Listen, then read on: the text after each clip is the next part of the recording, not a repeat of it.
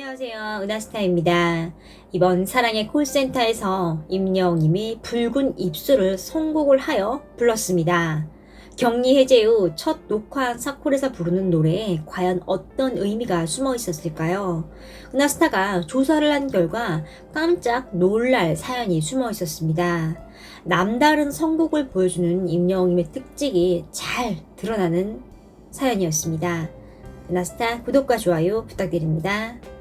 임영웅님이 사랑의 콜센터 66회에서 나훈아님의 붉은 입술을 열창을 했습니다. 지난 방송 뒷부분에 이제 보컬 퀸즈 특집 예고편이 공개가 됐는데요.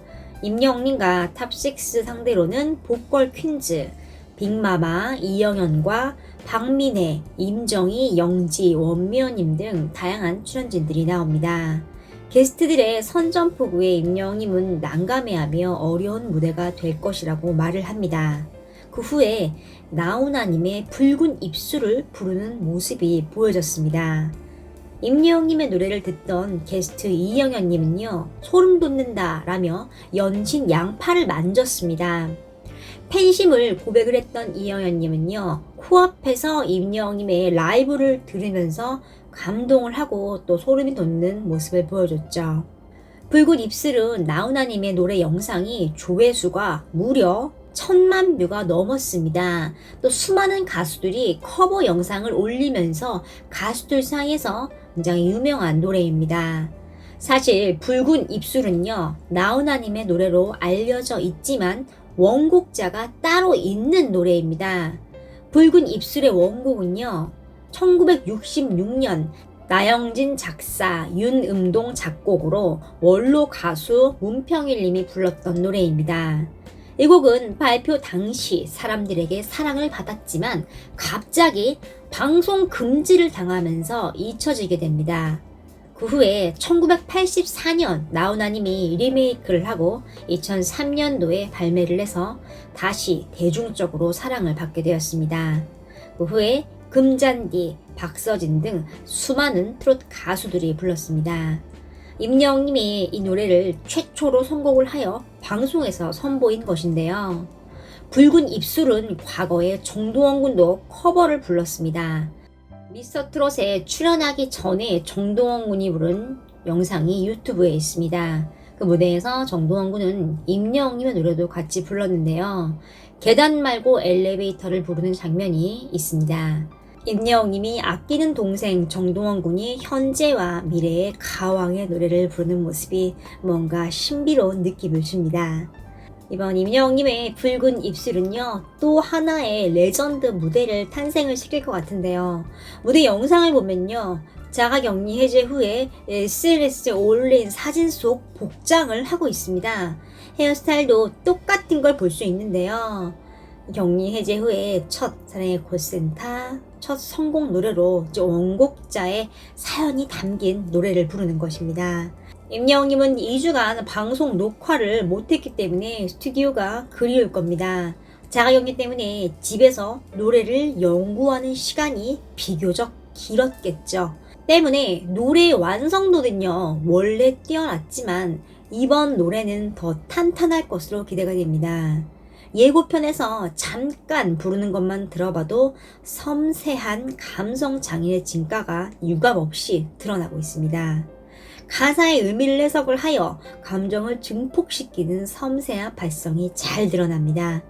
노래의 모든 부분을 혼신의 힘을 다해 공들여 부르기 때문에 한 소절만 들어도 노래의 높은 완성도를 느낄 수 있습니다.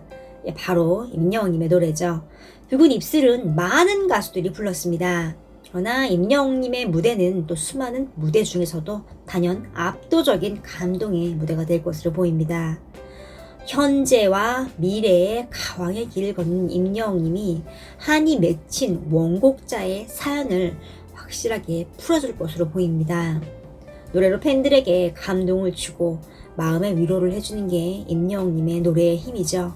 이번 무대에서는 원곡자에게도 큰 위로를 줄 것으로 기대가 되는데요. 왜냐하면 서두에서 말을 했다시피 붉은 입술의 원곡자의 슬픈 사연이 서려 있는 노래이기 때문입니다. 평소 임영웅님의 선곡을 보면 분명 이런 사연을 이미 다 파악을 하고 있었던 게 아닌가 싶습니다. 붉은 입술의 진짜 원곡자는 이 노래를 방송에서 부르지 못한 한이 있습니다. 노래 발표 당시에 붉은이라는 단어가 공산주의로 오해를 받았고요. 노래도 외색이라고 비판을 받으며 방송 금지를 당했습니다. 가수의 꿈을 이루기 위해 부산에서 서울로 무작정 상경해서 대학 시절 가수의 꿈을 이루게 됩니다. 당시 유명한 레코드사였던 오아시스 레코드와 전속 가수로 계약을 맺고 부푼 꿈을 안고 데뷔를 했는데요. 붉은 입술을 전격 발표를 하고 방송에서 활발한 활동을 이어갈 계획이었습니다. 그런데 갑자기 방송 금지 처분을 받으며 가수 생활에 회의를 갖게 됩니다. 한 언론과의 인터뷰에서 당시의 상황을 이렇게 이야기합니다. 그 당시에는 가수가 세 종류가 있었습니다. 방송 가수와 쇼 가수, 그리고 레코딩 가수로 나눠 있었습니다. 방송 가수는 TV와 라디오에 출연을 해 노래를 부르는 가수였고, 쇼 가수는 지금으로 치면 공연 위주로 활동을 하는 가수였죠. 레코딩 가수는 음반 판매로 먹고 사는 가수였습니다. 저는 방송 가수로는 성공을 못했습니다. 이유가 참 기가 막힙니다. 라며 40여 년 전에 황당했던 당시 상황을 설명했습니다. 여러 노래들이 앨범도 많이 팔리고 인기도 얻고 했지만 만족을 할 수가 없었다고 말을 합니다. 왜냐하면 방송 금지를 당했기 때문인데요. 가사와 제목에 들어가는 붉은이라는 단어가 공산주의를 상징을 하며 불신과 관련된 사회 분위기를 조장한다는 오해를 받았습니다. 목소리가 외색이 짙다는 비판까지 받았는데요. 개성을 인정하지 않던 사회 분위기가 있었던 것이죠. 당시에는 TV 방송 무대에서 라이브로 노래를 부르는 것이 큰 인기를 얻을 수 있는 귀중한 기회였습니다. 그러나 방송 금지를 당하며 기회조차도 부여받지 못했던 것이죠. 문일평님은 당시의 억울함을 이렇게 말했습니다. 쇼 공연으로 돈을 벌고 앨범 판매로 인기를 얻는 것도 중요하지만 가수는 무대에서 노래를 불러야 하는 겁니다. 말 그대로 라이브를 해야 하는 것이죠. 생으로 노래를 부르지 못하는데 그 가수가 살아있다고 할 수 있을까요? 게다가 타이틀곡이 방송 금지 처분을 받으니 그 기분이 어땠겠습니까? 라며 흥분을 가라앉히지 못했습니다. 또한 문평일님은 방송 무대에 설 수 없다는 것이 나름 참 괴로웠습니다.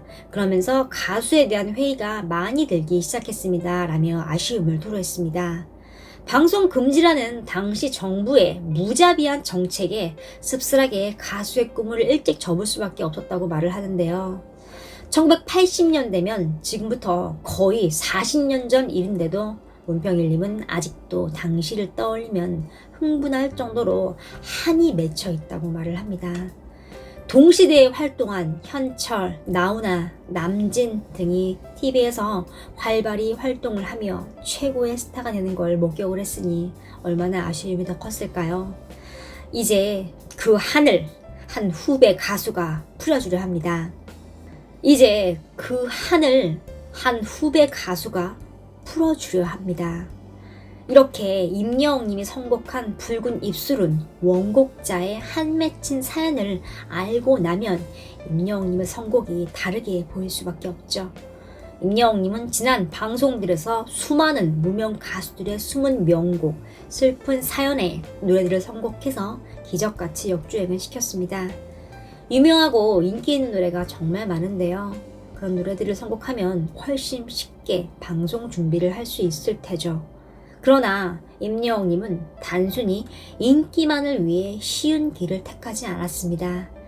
자신의 철칙이 바로 서 있고 노래에 대한 철학이 분명한 임영웅님은 항상 어려운 길을 택했고 그 도전은 아름다운 결말을 맞이했습니다. 이번 무대에서 임영웅님은 또 다른 레전드 무대를 탄생을 시킬 겁니다. 원곡자의 한이 맺힌 붉은 입술은 임영웅이라는 최고의 가수를 만나 새 생명을 얻을 것입니다. 임영웅님이 선곡한 붉은 입술에 대해서 조사를 하면서 은하스타는 가슴이 참 먹먹했습니다. 임영웅님 정말 대단한 사람 같습니다. 이번 영상은 여기까지입니다. 나스타 구독과 좋아요 부탁드립니다.